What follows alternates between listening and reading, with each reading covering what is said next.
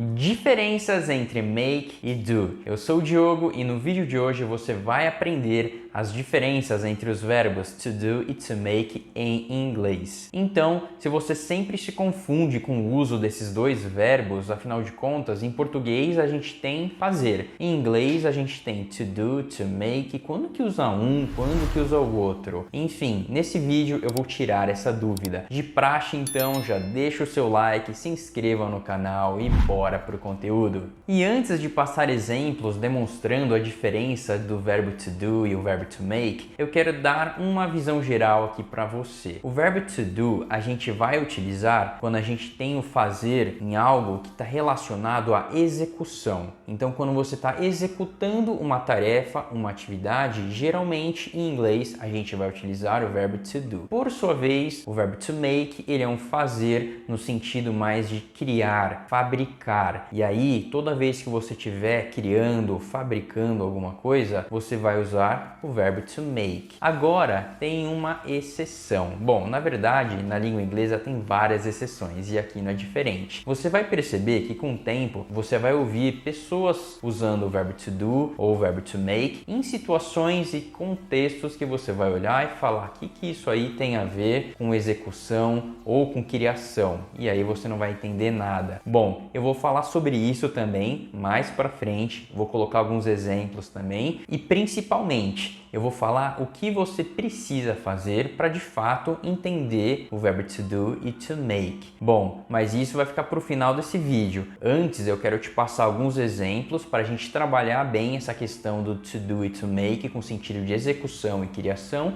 e depois eu vou para as exceções e o que você precisa fazer. Vamos então direto para o verbo to do. Como eu comentei, o verbo to do ele está relacionado com atividades aonde você executa alguma coisa. Então, presta atenção nesses exemplos que eu vou colocar aqui, porque todos eles têm relação com execução. Vamos lá. I need to do my homework every day. Eu preciso fazer a minha lição de casa todos os dias. Então, imagina que eu estou ali fazendo a minha lição de casa, respondendo exercícios. E aí, nesse caso, eu estou o quê? Executando uma tarefa. Eu estou executando a minha lição de casa. Agora, aqui tem um ponto bem legal também. Se eu sou o professor e eu estou preparando a lição de casa para os meus alunos, então nesse caso aqui, eu que estou elaborando os exercícios. E aí eu estou criando os exercícios do zero, da minha cabeça. Nesse caso, se eu quiser falar que eu estou fazendo a lição de casa, eu posso falar I am making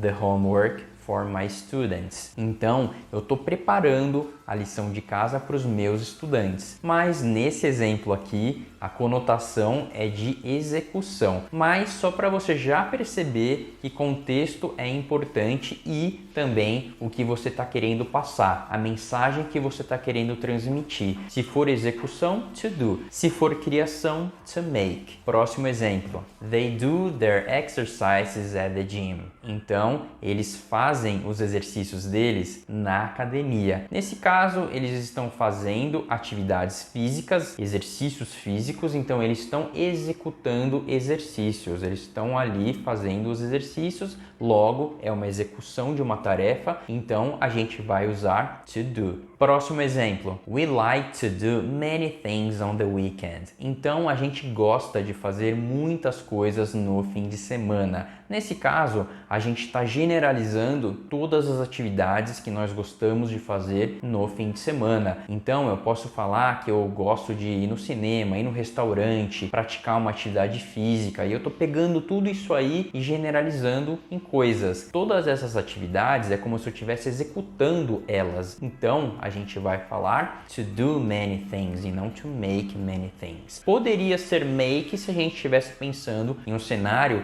em que você está construindo alguma coisa. Nesse caso mais genérico, em que você simplesmente está pensando em várias atividades que você gosta de fazer no fim de semana, a gente vai utilizar o to do para dar essa ideia. Como de costume, se você tiver alguma dúvida, coloca aqui nos comentários. Eu vou responder todos porque eu quero que toda a explicação fique bem legal aí para você. Então, qualquer dúvida que você tiver, coloca aqui nos comentários. Vamos agora para o verbo to make. O verbo to make, como eu já havia comentado, ele está relacionado com a ideia de criação, de fabricação, diferente do verbo to do, que está relacionado com execução. Vamos ver alguns exemplos para ficar bem legal isso tudo. You know how to make a delicious cake. Então você sabe fazer um bolo delicioso. Nesse caso, imagina uma pessoa fazendo um bolo. Ela está fabricando o bolo praticamente. Então ela está misturando todos os ingredientes e está de fato ali produzindo, fabricando alguma coisa. Então nesse caso, a gente vai usar o verbo to make, porque não tem execução do bolo. Você está fabricando o bolo. Então, to make. Próximo exemplo. I will make some coffee. Então eu vou fazer um pouco de café. Nesse caso, a ideia é muito semelhante com o bolo. É como se eu estivesse fabricando ali o café, não necessariamente o pó do café, mas a bebida. Então eu estou pegando todos os ingredientes, estou misturando e vou fabricar o café. É como se eu estivesse fabricando a bebida. Então, para passar essa ideia que eu vou preparar alguma coisa, a gente tem que usar o verbo to make para passar essa mensagem de maneira bem clara. Vamos ver agora o próximo exemplo.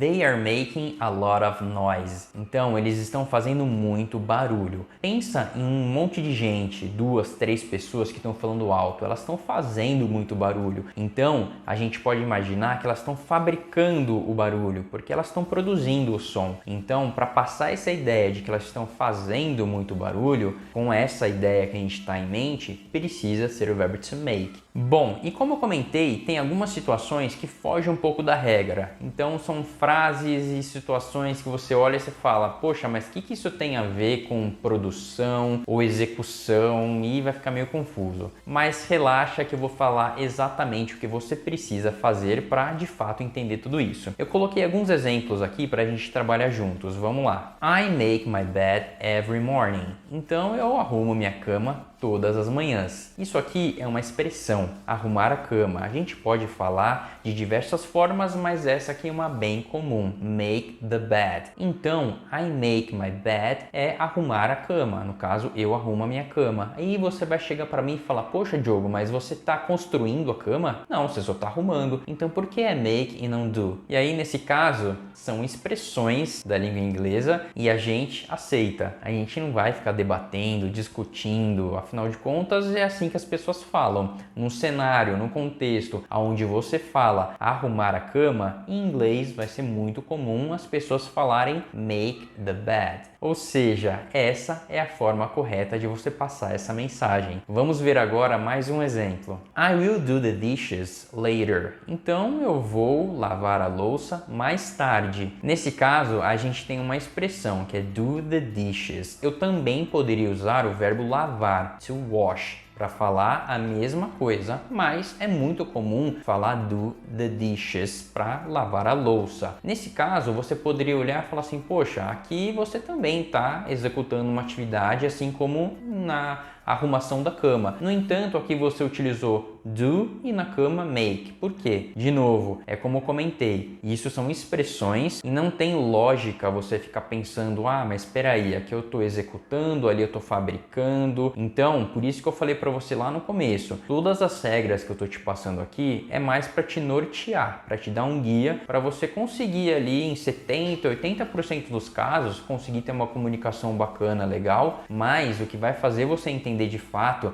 a diferença de make e do é o contato com o inglês, o contato com o idioma, porque você vai se habituar com expressões contextualizadas onde as pessoas vão utilizar do e make e você vai se habituar com elas, de tal forma que se você utilizar make no contexto que deveria ser do ou ao contrário, você vai achar estranho, vai ficar ruim pro ouvido. Sabe quando faz aquele barulho, quando alguma pessoa fala uma coisa errada, aí você fala, não, peraí, isso aí não tá soando legal. Isso aí significa que você já está acostumado a ouvir de uma certa forma e uma pessoa chegou e falou de uma maneira completamente diferente da forma que você estava acostumado. O objetivo ao consumir conteúdo em inglês é justamente esse, é se habituar com as frases e expressões para que você use essas frases de maneira natural ao invés de você usar porque você decorou uma série de regras. E para te ajudar nessa tarefa de estudar inglês consumindo conteúdos, eu preparei um e-book e-book que é 100% gratuito, está no primeiro link da descrição e é um material que eu te ensino a estudar inglês por conta e utilizando materiais que você já